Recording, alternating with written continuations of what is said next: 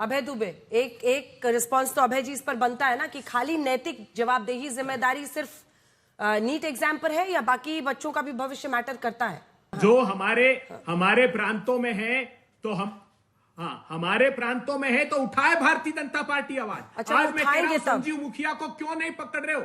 जब इतना बड़ा खुलासा इंडिया टुडे आज तक ग्रुप ने इतना बड़ा स्टिंग ऑपरेशन किया, वो ब्रजेंद्र गुप्ता को पकड़ा अभी 3 दिन पहले, वो महाराष्ट्र कर्नाटक में छात्र लाठी जा रहा है, अपने पकड़ो नीट के एक्सपोजर में उसने 2000 से ज्यादा वहां पे मौजूद है, इनका समर्थन क्यों करोगे?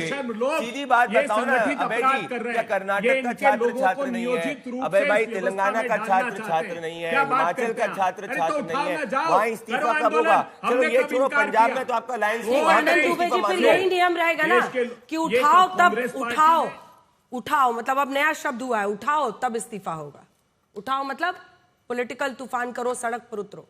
नहीं अंजना जी, हाँ जी, अंजना जी क्या बताइए ना, इन्होंने 2024 में कानून बनाया, एक हुआ क्या अपराध सिद्ध? अरे सर, हम तो कानून लेके आए, आपने 2010 के अंदर बिल को लैप्स करने दिया, कपिल सिब्बल ने 2010 के अंदर बिल इंट्रोड्यूस किया। अच्छा प्रदीप जी, पहली हियरिंग में सीबीआई का वकील क्यों नहीं पहुंचा? सीबीआई का वकील पहुंचेगा भाई, हम पहले वो हियरिंग में क्यों नहीं पहुंचा? ये सिंसियरिटी है अंजना जी, सिंसियरिटी है क्योंकि 3 महीने के लिए सीबीआई जो है वो बाउंडेड है। अब तो 3 महीने हमने कानून में ही डाला, अगर कोई भी इन्वेस्टिगेटिव ऑफिसर बदमाशी करने का प्रयास करेगा वो कर ही नहीं सकता। मैं आपसे पूछ रहा हूं अंजना जी, आपने हमसे जितने सवाल पूछे, हमने नैतिक जिम्मेदारी ली, उधर नैतिकता के मापदंड सेम क्यों नहीं हो सकते?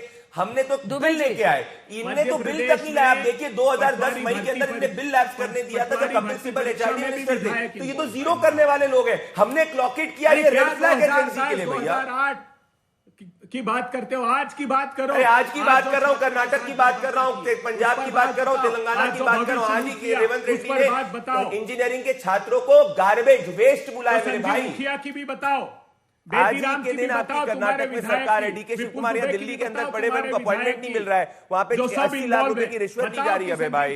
एनआरआई कॉलेज में पटवारी अभय जी, नैतिकता की जिम्मेदारी लेकर कर्नाटक में कब इस्तीफा होगा, तेलंगाना में कब इस्तीफा होगा, हिमाचल में कब इस्तीफा होगा, ये बता दो आप। वहां का छात्र नहीं है जिसको पीट रहे हो, जिसपे केसेस कर रहे हो कि 3 महीने अभय जी बार आपका अनम्यूट करने की नौबत आ रही है। इस पर एक बार दुबे जी के पास चलते हैं। दुबे जी, मतलब चिंता सिर्फ नीट देने वाले बच्चों की करनी है या बाकी बच्चों की भी देश में करनी है? झारखंड में भी करनी है, महाराष्ट्र में भी करनी है, उत्तराखंड में भी करनी है, हाँ? तेलंगाना जी नमस्ते, नमस्ते, सबको सादर प्रणाम। सबसे पहले तो इंडिया टुडे ग्रुप और आज तक को बहुत बहुत बधाई देता हूं। संसद में भले पक्ष और विपक्ष के बीच में संवाद न हो, लेकिन आज तक पर आप सभी को समान अवसर देती हैं, इसके लिए आपको और आपकी पूरी टीम को बधाई। देखिए, जिसकी जिम्मेदारी ज्यादा होती है उसी से सवाल भी पूछे जाते हैं। डबल इंजन की सरकार दिल्ली में और केंद्र में बीजेपी की है। बीजेपी के इंटेलिजेंस, बीजेपी की पुलिस, बीजेपी के पास पूरी यंत्रणा, उसके बाद भी हमारे विद्यार्थियों पर हमला हो रहा है, हमारे पुलिस कर्मियों पर हमला हो रहा है, हमारे मीडिया के साथियों के ऊपर हमला हो रहा है। ये हमलावर कौन है?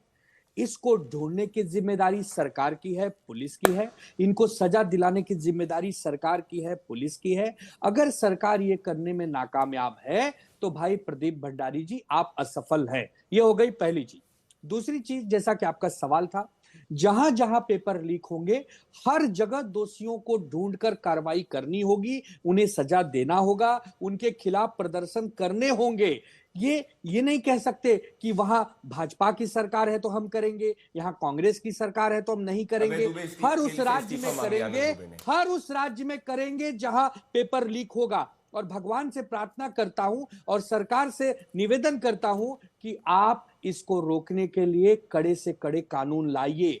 10 करोड़ के जुर्माना से काम नहीं चलेगा, इसके लिए 100 नहीं 500 करोड़, उनकी आने वाली पीढ़ियां तरस जाएं 1 इंच भूमि को, इतना तगड़ा उनको सजा दीजिए। और 10 करोड़ से भी काम नहीं चलेगा, अपना 10 साल के कारावास से सजा से काम नहीं चलेगा, आजीवन उनको फांसी होनी चाहिए ताकि उनकी जो नस्लें हैं चोरों की, वो नस्ल ही पैदा ना हो डर के मारे। इस तरह अगर हम लोग काम करेंगे तभी होगा, वरना इसका फायदा कुछ मुट्ठी भर कॉकरोच लेके चले जाएंगे। न सरकार को कुछ मिल रहा है, न विपक्ष को कुछ मिल रहा है। हमें देश आगे बढ़ाना है प्रदीप जी और अभय जी। हमें ये कॉकरोचों और शासित राज्यों से इस्तीफा मांग रहे हैं के चक्कर में मत पड़िए। मैं स्वागत करता हूं कि आप कांग्रेस शासित राज्यों से इस्तीफा मांग रहे हैं। हमें विकसित भारत बनाना है। मैं स्वागत करता हूं कि आज आपने कांग्रेस को आईना दिखाया। ठीक है भाई, आप शांत हो जाइए, आप शांत हो जाइए। किसी भी राज्य में प्रदीप जी प्लीज हाथ जोड़ता हूं, हमें हर उस राज्य में जहां पर पेपर लीक होगा उसकी आवाज उठानी होगी। दूसरी बात, तीसरी बात सबसे महत्वपूर्ण, ये पैलेट गन अगर पुलिस कह रही हमने नहीं चलाया, विद्यार्थी कहने हम तो इसके बारे में जानते ही नहीं, तो वो उपद्रवियों ने चलाया होगा, वो अपराधियों ने चलाया होगा, उनको कौन ढूंढेगा? आप और हम बैठ के तो ढूंढ नहीं पाएंगे, हमारे पास उतनी शक्ति नहीं है। ये जिम्मेदारी प्रदीप भंडारी जी आपको लेनी होगी। आप कसम खाइए आज तक के चैनल पर कि मैं ढूंढवाऊंगा। पुलिस मेरे पास है, मंत्रालय मेरे पास है, पूरी यंत्रणा मेरे पास है। अब हम और अभय जी कहां ढूंढेंगे? हम नहीं ढूंढ सकते।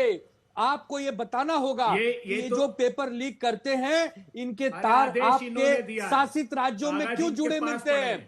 आप देखिए, आप महाराष्ट्र में आपकी सरकार यहां से धरपकड़ होती है, हरियाणा में आपकी सरकार यहां से धरपकड़ होती है, दिल्ली में आपकी सरकार यहां धरपकड़ होती है, राजस्थान में आपकी सरकार यहां धरपकड़ होती है। 13 लोग जेल में बंद हैं। उनसे पूछिए ना कि इनका मेन माफिया कौन है, उसको कब ढूंढा जाएगा?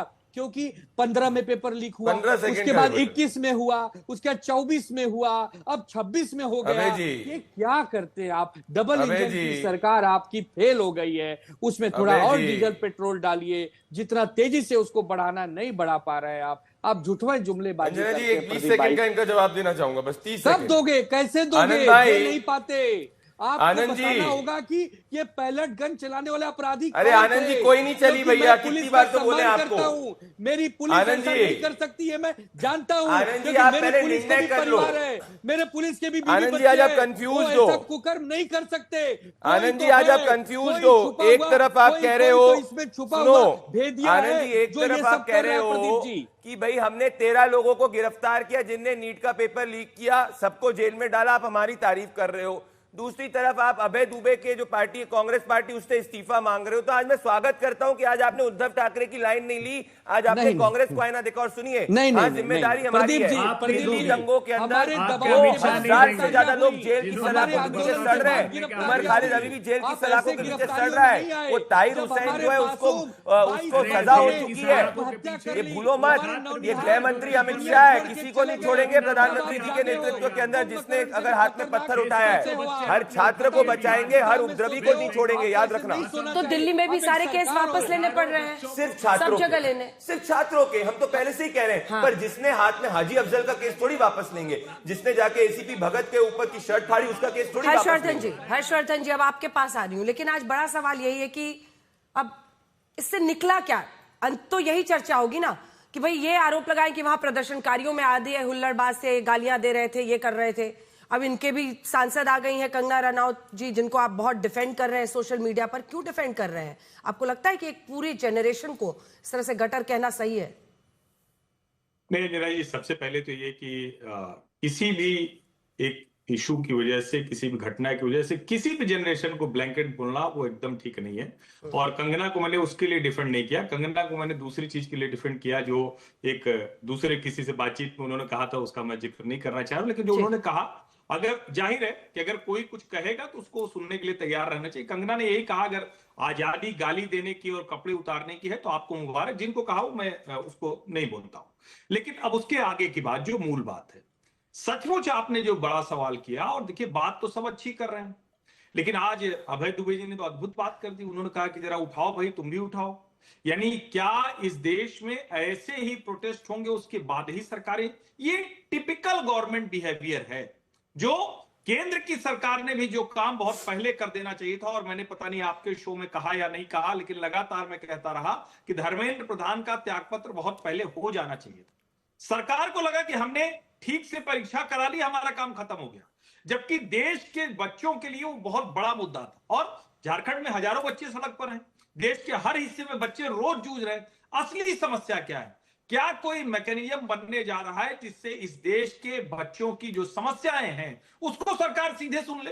वो मैकेनिज्म बनेगा क्या? और देखिए कितनी हल्की बात हो जाती है। अभी प्रियंका जी पर टिप्पणी की है शिक्षाविदों ने, अब वो वी काम गोटी को आप शिक्षा में सुधार नहीं बता रही हैं और आप कह रही हैं कि वो गौमूत्र एक्सपर्ट है।